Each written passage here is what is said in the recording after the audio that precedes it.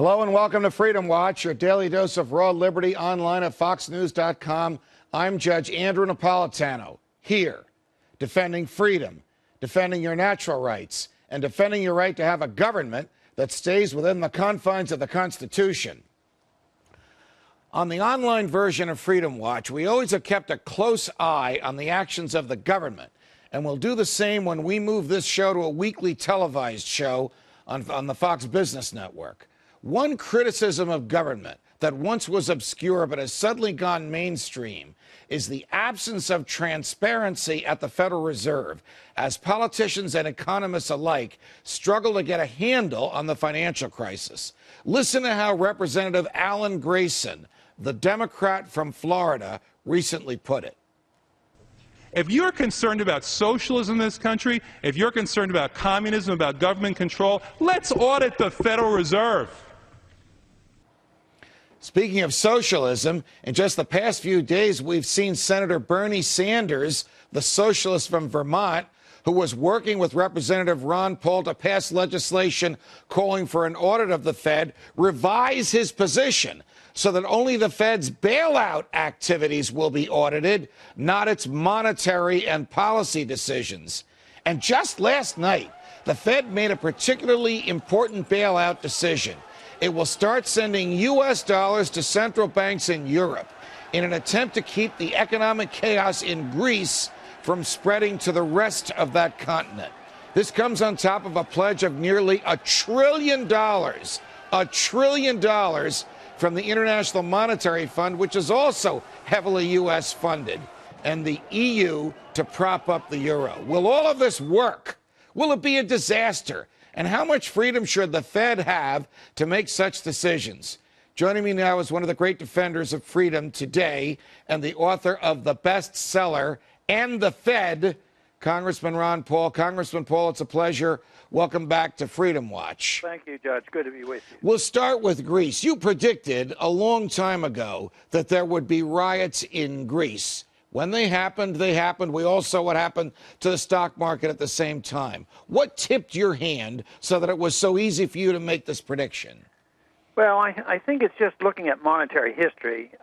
When countries inflate and destroy currencies and debt is dependent on the increase in the supply of money, eventually it breaks down. And the poorer countries who have the weakest credit, they crumble first, and Greece was the one to fall, as Spain and others will as well, and probably Italy. United States numbers aren't a whole lot better, but, we have a powerful army and we have a lot of wealth still in this country. GDP is higher, and therefore people trust our dollar more so than it deserves. But this is inevitable, and it will come to our shores as well, because you just can't create wealth out of a printing press.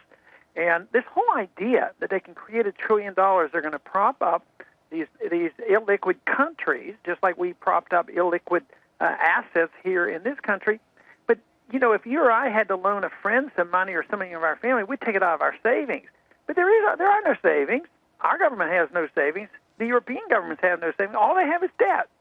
So this is increase in debt and dependency on the creation of new money. It's a flawed system, and it is only a temporary reprieve. And the longer they can hold this together, the worse the trouble will be, and probably the greater the riots will be. And what makes this even more reprehensible is that the American people have no say as to what our central bank does. For all we know, they could have been propping up Greece all along, and we wouldn't know it, absent any meaningful audit of the Federal Reserve. No, and so far, we still have ways to go to get the audit, but they probably would be a little bit more reserved if they knew every single transaction would be audited. But no, they have the authority to do it. They can extend, and this was one of my biggest beefs about the Fed, they can extend loans to other countries and other central banks secretly, and that's what they're doing it. They've done it in the past. They're going to, they even announced that they're going to do it. We also have to come up with a significant amount of money, for the IMF. The IMF is sending a bunch, and I think ours will be around $40 to $50 billion of the IMF funds that we'll have to print, and that only leads to the inflationary problems down the road. Even in a country like Greece, where 66% of the population is either employed by the government or on a pension by the government, we are willing to entrust federal dollars, whether created out of thin air or taken from some legitimate source, into the hands of a government like that. You'd think they would have learned Margaret Thatcher's basic one-liner. The problem with socialism is that sooner or later you run out of other people's money. Yeah, but I think we're getting closer and closer. So, the markets are feeling good today, but I just wonder how long that's going to last. I wouldn't be surprised in a day or two the sentiment will return to reality that this is a fix. It is not a fix. It's just faking the whole process of saying, oh yeah, we can handle this. We can take care of this debt by more debt. That's what we did with our entire bailout in these last couple of years. I mean, the problem was too much debt and too much inflationary pressures in the economy. So how did we solve it? Spend more money, run up more debt. So here the world is crumbling. They're spending more money and running up more debt. That's the problem. They just don't seem to get this. And the reason is it's a political reason. The other consequence is allowing the liquidation to occur. Right. And nobody wants to be responsible for the liquidation of debt. Debt is always liquidated. It's just a matter of how, whether it's a default or the liquidation of debt by paying off all the debt with money that has no value. That's what they've opted for. That's what we should have expected. You amassed, Congressman Paul, an impressive array of support for the Audit the Fed legislation from all across the political spectrum, from Jim DeMint on one end of the spectrum to Alan Grayson and Barney Franks and Bernie Sanders on the other. What did Senator Sanders do in the Senate just the other day that undermined his support and undermined the legislation which the House sent over there? Well, I'd like to give him the benefit of the doubt, which I always try to, but it was annoying to me, and I was disappointed. But from his viewpoint, he doesn't see it as such a sellout, so to speak. He sees this as pragmatic politics, that we can't get my bill passed, 1207, it was 604 when he introduced it in the Senate. So therefore, you work out the best deal. You want to see how much can I get?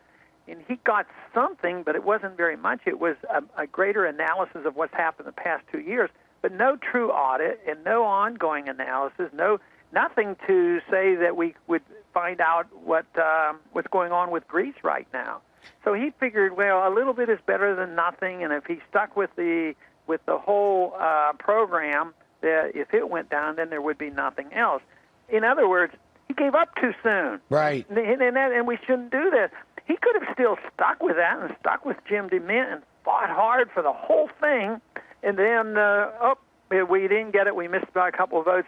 Let's see what we can salvage. But to come up with it, and once the Fed agreed to this and once Dodd agreed to it and the president was willing to sign it, it had to be very, very limited, and I believe that is what the case was. Well, when you and I first started to talk about auditing the Fed here on Freedom Watch, the thought of this actually becoming law almost seemed too good to be true. Right. Since that time, you amassed over 330 co-sponsors in the House of Representatives, and even though it was attached to some legislation that those who believe in the Constitution and the free market would find repugnant, it essentially passed in an acceptable form. So maybe if the same effort were put in on the Senate, perhaps by a Senator Paul from Kentucky a year from now, we'll have a happier result for those of us who want to know what the heck the central bank has been doing. Well, there's something big going on in the country, not only financially, but there's something big politically when you think of what happened out of Utah.